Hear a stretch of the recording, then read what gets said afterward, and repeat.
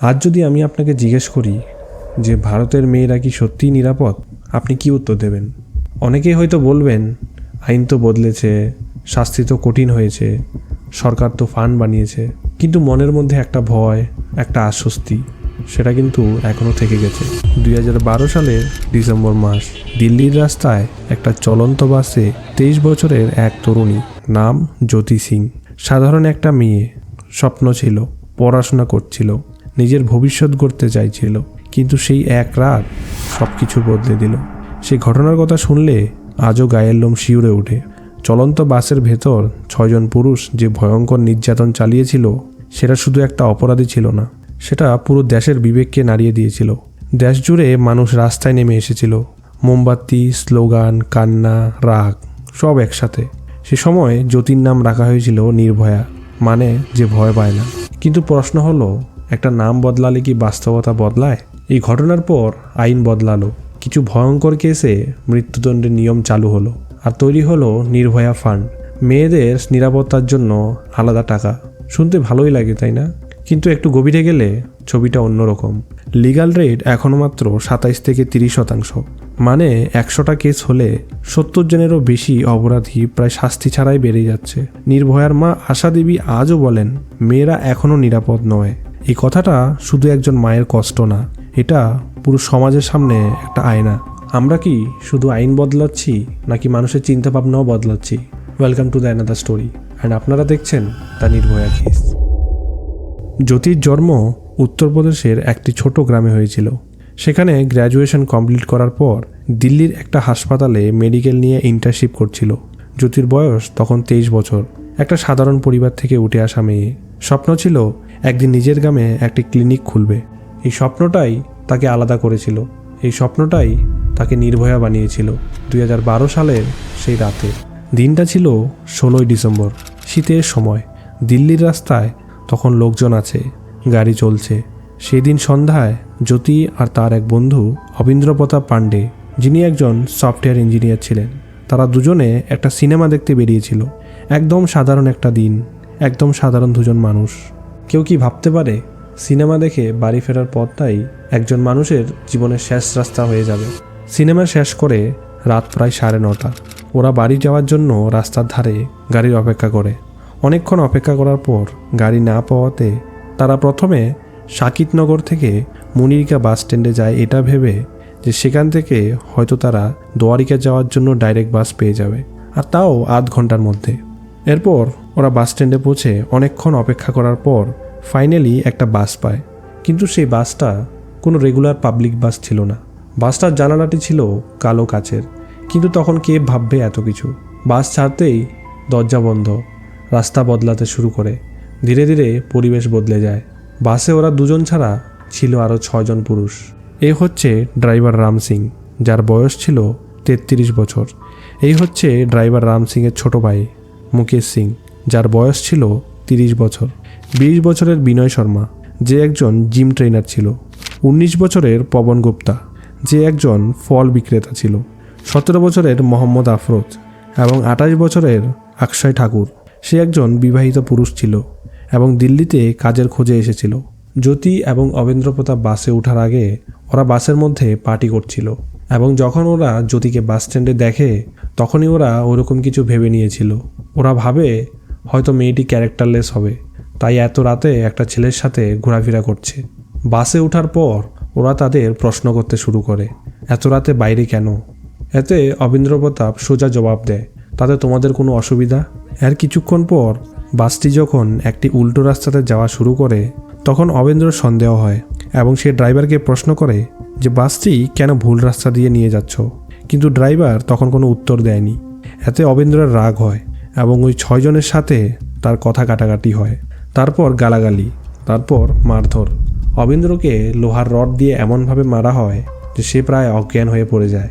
আর জ্যোতি, এই অংশটা বলা খুবই কঠিন, কিন্তু না বললে সত্যটা জানতে পারবে না। ওরা জ্যোতিকে বাসের পিছনের সিটে নিয়ে গিয়ে লাগাতার 1 ঘন্টা পর্যন্ত বারবার দর্শন করে, কিন্তু তাতেও ওদের ইচ্ছা পূরণ হয় না। বারবার দর্শন করার পর ওদের মধ্যে সবচেয়ে ছোট 17 বছরের মোহাম্মদ আফরোজ বলে যে ছেলেটি ছিল, সে জ্যোতির সাথে যা করে সেটা বলা এর থেকেও কঠিন। যা ভাবলেই মানবতার উপর বিশ্বাস ভেঙে যায়, যেটা কল্পনা করাও অনেক কঠিন। সে জ্যোতিকে দর্শন করার পর একটা লোহার রড নিয়ে জ্যোতির প্রাইভেটে ঢুকিয়ে দেয়, যাতে জ্যোতি বেশি চিৎকার চেঁচামেচি না করে, এবং জ্যোতির ভেতরের অঙ্গগুলো দিয়ে ফেলা হয়। শেষে ওরা দুজনকে প্রায় অবস্থায় মহিপালপুর ফ্লাইওভারের কাছে রাস্তায় ছুঁড়ে ফেলে দেয়। তখন রাত প্রায় 11টা। এরপর একজন পথচারী ওদের এই অবস্থায় দেখে পুলিশে ফোন করে। পুলিশ এসে যখন ওদের এই অবস্থায় দেখে, তখন পুলিশও প্রথমবারের মতো আতঙ্কিত হয়ে পড়ে, এবং ফাইনালি ওদের সফদরজং হাসপাতালে নিয়ে যাওয়া হয়। জ্যোতি তখনও বেঁচে আছে, ভয়ঙ্কর যন্ত্রণার মধ্যেও। এরপর জ্যোতির মা বাবাকে খবর দেওয়া হয়, কিন্তু তখন তাদের এই ধারণা ছিল না যে তাদের জ্যোতির সাথে এমন কিছু হয়ে গেছে। পরের দিন মানে 17ই ডিসেম্বর যখন জ্যোতির সার্জারি হয়, তখন জ্যোতির মা বাবাকে সব খুলে বলা হয় যে ওদের মেয়ের সাথে আসলে কি হয়েছিল। হসপিটালের যে সিনিয়র ডাক্তার ছিলেন, তিনি এটাও জানান যে ওনার 20 বছরের এক্সপিরিয়েন্সে উনি এমন কেস আগে কখনো দেখেননি।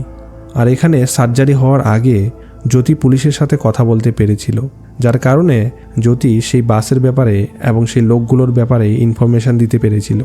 ওই রাতের ইনসিডেন্টের খবর যখন টিভিতে আসে, তখন পুরো ইন্ডিয়াতে লোকজনের চিৎকার, রাগ শুরু হয়ে গেল। লোকজন জাস্টিসের জন্য মোমবাতি নিয়ে রাস্তায় নেমে গিয়েছিল, স্লোগান দিচ্ছিল।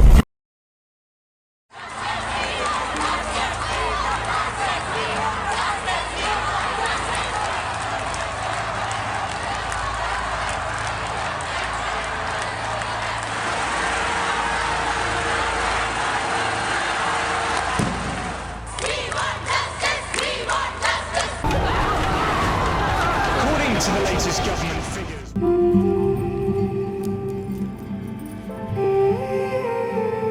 ज्योति सोती थी तो आँख खिलती थी, तब कहती मम्मी मम्मी। অবশেষে জনগণের প্রোটেস্টের কারণে গভর্নমেন্টের উপর এতটা প্রেশার এসে গিয়েছিল, যেখানে সরকারকে জ্যোতি স্পেশাল ট্রিটমেন্টের জন্য একটা ডক্টরের টিম গঠন করতে হয়েছিল, যাতে জ্যোতি ব্যাস্ট চিকিৎসা পায়। এরপর 26শে ডিসেম্বর জ্যোতিকে সরকারের তরফ থেকে সিঙ্গাপুরে ভালো চিকিৎসার জন্য নিয়ে যাওয়া হয়। কিন্তু অতিরিক্ত ব্লিডিং হওয়া এবং বডির মাল্টিপাল ডিসিজের কারণে 29শে ডিসেম্বর ভোরে জ্যোতি এই দুনিয়া ছেড়ে চলে যায়। সেই দিন শুধু একটা মেয়ে মারা যায়নি, সেদিন পুরো দেশ ভেঙে পড়েছিল। এখন জ্যোতি তো এই দুনিয়া ছেড়ে চলে গিয়েছিল, কিন্তু দেশ কি তাকে জাস্টিস দিতে পেরেছিল? ফিরে আসি তাহলে 16ই ডিসেম্বর ঘটনার দিনে। সেই রাতে যখন জ্যোতি এবং অবীন্দ্র প্রতাপকে হাসপাতালে ভর্তি করা হয়েছিল, তখন তারা পুলিশকে তাদের স্টেটমেন্ট দিয়ে দিয়েছিল, এবং তাদের দেওয়া ইনফরমেশন অনুযায়ী পুলিশ একটা স্পেশাল টিম 24 ঘন্টার মধ্যে কিছু সন্দেহজনক লোককে আটক করে। ওই সন্দেহজনক লোকগুলোর মধ্যে রাম সিংকে প্রথমে আটক করা হয়, যে বাসের ড্রাইভার ছিল। সবার প্রথমে তারা সেই বাসটিকে ট্র্যাক করতে স্টার্ট করে, আর এই জন্য আশেপাশের রাস্তা, হাইওয়েতে যত সিসিটিভি ক্যামেরা ছিল তারা সেই ফুটেজ দেখতে শুরু করে, এবং একে একে তারা 320টি বাসের ডিটেলস বের করে। অবশেষে হোটেল দিল্লি এয়ারপোর্টের সিসিটিভি ক্যামেরায় তারা এমন একটি বাসের খোঁজ পায় যে বাসে যাদব লেখা ছিল। পুলিশ সেই ফুটেজটি অবীন্দ্রকে দেখায়, এবং সে কনফার্ম করে যে এটাই সেই বাস ছিল। এরপর ইনভেস্টিগেশন করে পুলিশ সেই বাসের মালিক দীনেশ যাদবকে গ্রেফতার করলে দীনেশ পুলিশকে জানায় যে ওই বাসের ড্রাইভার রাম সিং ছিল, এবং দীনেশ পুলিশকে তার বাসার ঠিকানাও দিয়ে দেয়। এরপর বাসটিকে সিজ করে দেওয়া হয়। এইভাবে পুলিশ প্রথমে রাম সিংকে এই কেসে গ্রেপ্তার করে। এছাড়া বাসের মধ্যে পুলিশ সেই লোহার রড, জ্যোতির মায়ের একটি ডেবিট কার্ড এবং অনেকগুলো রক্তের দাগের প্রমাণ খুঁজে পায়। 17 ডিসেম্বর মানে পরের দিন রাম সিং স্বীকার করে যে সে ওই জায়গায় উপস্থিত ছিল। এরপর ওর মাধ্যমে পবন গুপ্তা, যে একজন ফল বিক্রেতা ছিল, এবং বিনয় শর্মা, যে একজন জিম ট্রেনার ছিল, তারাও জড়িত ছিল বলে জানা যায়। এবং পুলিশ পরের দিন মানে 18ই ডিসেম্বর পবন গুপ্তা এবং বিনয় শর্মাকে গ্রেফতার করে। এছাড়া রাম সিংয়ের কাছ থেকে এটাও জানা যায় যে ওই জায়গায় তার ভাই মুকেশ সিংও জড়িত ছিল, এবং সে এটাও জানায় যে মুকেশ রাজস্থান তার নিজের বাড়িতে পালিয়ে যায়। আর এই জন্য 7 জন পুলিশ 17 ডিসেম্বরই রাজস্থানের কারলি গ্রামে পৌঁছে যায় এবং তাকে ধরতে সক্ষম হয়। এভাবে মোহাম্মদ আফরোজ, যে 17 বছরের ছিল তাকেও পুলিশ দিল্লিতে আটক করে। এবার সবচেয়ে লাস্ট যে এই কেসে বেঁচে ছিল সে ছিল অক্ষয় ঠাকুর, যার ব্যাপারে রাম সিং সবশেষে পুলিশকে জানায়। সে একজন বিবাহিত ছিল এবং তার একটা বাচ্চা ছেলেও ছিল।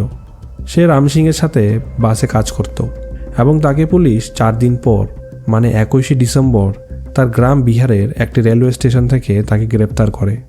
গ্রেপ্তারের 3 মাস পর জেলে থাকাকালীন রাম সিং যে একজন ড্রাইভার ছিল সে মার্চ 2013 সালে জেলের মধ্যে হত্যা করে, যেখানে তার সাথে আরও 3 জন অপরাধী ছিল।